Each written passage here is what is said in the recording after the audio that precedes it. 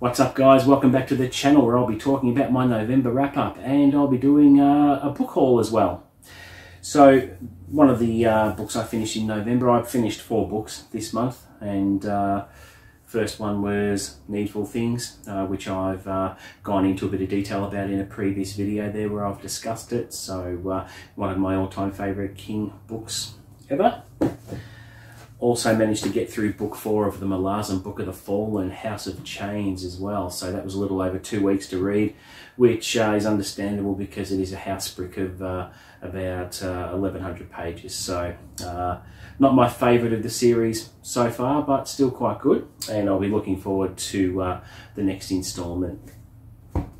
Also finished NYPD Red, the first in the series, which was a very quick read, like most of James Patterson's books are. A little bit predictable in places, but you know, still a bit of fun to read, and 2 or 3 sittings and it's done. And my book of the month for November is the latest instalment in the hugely successful Jack Ryan Jr. series. It's been around since the early 1980s with Jack Ryan Sr. and the series has evolved to feature his son Jack Ryan Jr. all grown up as an operative of the campus. Now this book is my book of the month because it was so compelling. The characters were great, the action, suspense was all top notch, and a fair bit of character development that you don't see very often in the books. So you see Kathy Ryan in particular in a different light, and you also, whatever you think of Jack Ryan Sr. as a President of the United States, nothing really phases him, but in this book you see him in a whole different way that you don't expect. But I'll be doing a full-on spoiler review in the coming weeks on this one. So that was what I read this month. As to the book haul, recently I've just nabbed a whole lot of second-hand books at a local book sale and around the traps, so I'll go through what I found there. First one is Robert Galbraith's The Cuckoo's Calling. This is the first in the Cormoran and Strike series that's been on my radar for a little while. I'm wanting to start the series, not exactly sure when I'll get to it, but I'm hoping next year I'll give it a go, and if I like it, I'll get the rest of the books. Also, another Stuart McBride book. I'm looking forward to starting the Logan McRae series as well.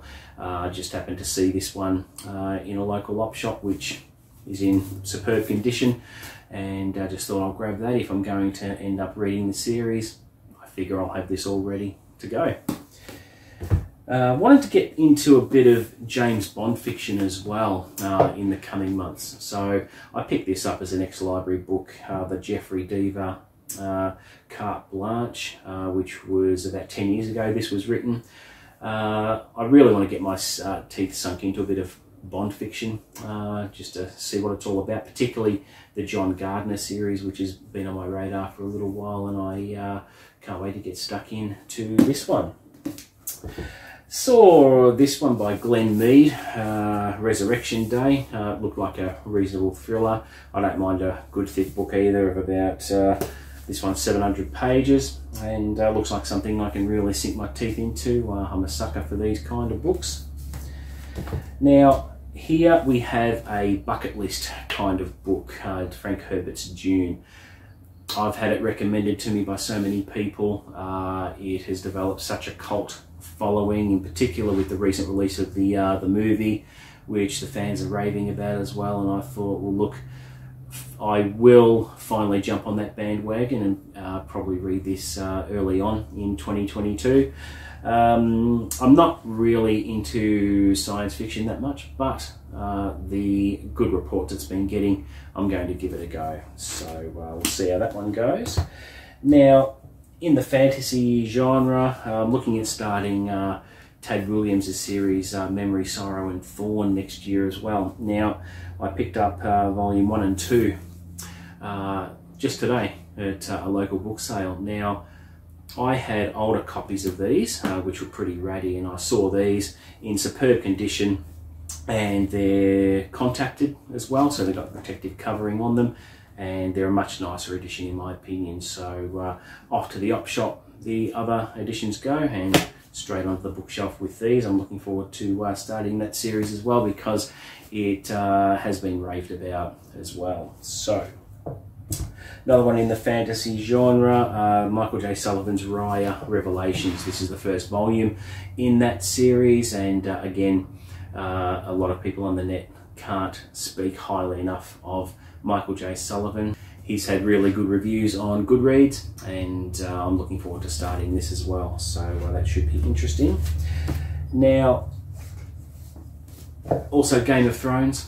I want to give this a go. I've known about it. Everyone's known about it since forever, and I'm interested to see what it's all about. And I have not seen one episode of the TV series either, so I'm pretty slack there, but I'm hoping this book is good. I'm going to give it a go. I just picked up a reading copy. I didn't care which edition it was. If I like it, I'll just collect it and buy it in a box set or something like that. But you know, minimal risk when you just buy a reading copy, just to see what you think, and we'll see how that goes.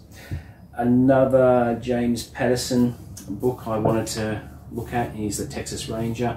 There's another follow-up that's been written called Texas Outlaw, which I'll hopefully look at as well. But when you look at these and see that they're, you know, 86 chapters and it's about 315 pages, it's not going to take me long to mow through that as well. So I like to read a James Patterson book as a palate cleanser, but if I happen to finish a really thick fantasy book, so looking forward to that.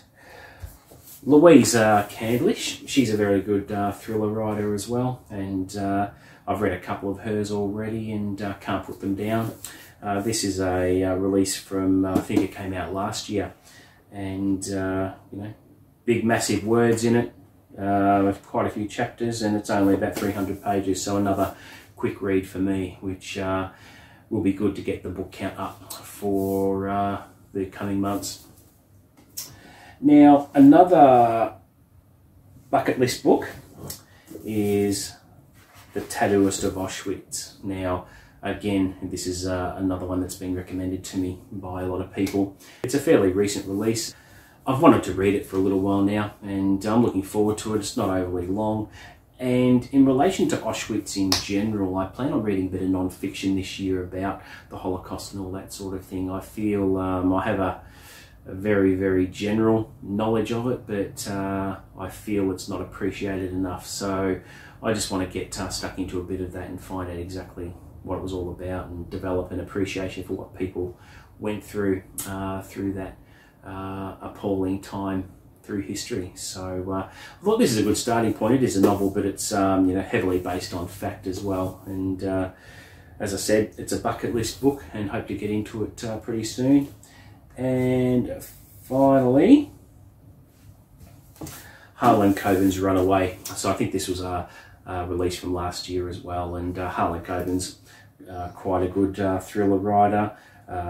Everything of his pretty much has been adapted for Netflix, so you know, he's very successful, and I like the way this one sounded, and can't wait to get stuck into that one as well, which should be a fairly quick read. It's only 350 pages, so quite happy with that book haul. And yeah, it's my TBR pile is not going to shrink anytime soon, let me tell you. So thank you for watching. Add any comments or feedback below. Don't forget to like and subscribe, and I'll be bringing more videos to you very shortly, including what I'm going to be reading next year, and I'll be ranking my, probably look at my top 20 books of 2021, which will be interesting. It's going to be really difficult to pick a winner from that, so it's going to be interesting to see how that pans out, but you'll know it on this channel. So till next time,